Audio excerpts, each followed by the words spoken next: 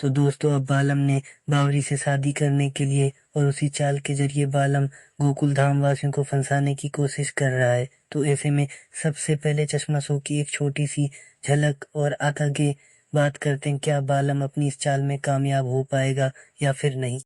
तो दोस्तों कोई भी काम आसानी से, लेकिन फिर भी बावरी ने मना कर दिया तो मैं आजीवन कुंवारा ही रहूंगा। बालम, तुम्हारा प्यार सच्चा है। मुझे लगता है हमें बावरी से बात करनी चाहिए, उसे समझाना चाहिए। तो दोस्तों कोई भी काम आसानी से ना हो तो उसके लिए साम दाम दंड भेद सब लगाना पड़ता है। और अब तारक मेहता के उल्टा चश्मा शो में बालम भी कुछ ऐसा ही कर रहा है, क्योंकि अब बालम ने बावरी से शादी करने के लिए अपना नया तुरुप का इक्का चल दिया है। और जैसे बालम ने बाघा को अपने जाल में फंसाया था, वैसे ही अब बालम सभी गोकुल धाम वासियों को अपनी चाल में फंसाने की कोशिश कर रहा है। और इसी वजह से बालम सभी गोकुल धाम वासियों से बावरी का हाथ मांगने के लिए आ गया है। क्योंकि शो के लेटेस्ट एपिसोड में आपने देखा कि बाघा बालम को यह समझाता है कि भले ही बाघा ने बावरी से ब्रेकअप कर लिया हो, लेकिन बावरी किसी भी कीमत पर बालम से शादी करने को तैयार नहीं होगी।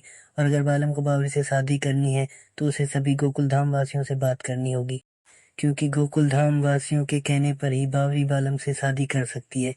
और इसी वजह से बालम सभी गोकुल धाम वासियों को अपनी सच्चाई बताते हुए ऐसे साफ साफ कह देता है और बावरी की वो बाघा चले जाने के बाद वो बावरी को हमेशा खुश रखेगा। तो ऐसे में अब आगे यही देखना होगा कि क्या सभी गोकुल धाम वासी आलम किस घराने को मान जाते हैं या फिर नहीं। और आगे यह भी देखना होगा कि जो बाघा बावरी के लिए इतनी बड़ी कुर्बानी दे रहा है, उसका खुलासा सबके सामने कब होता है।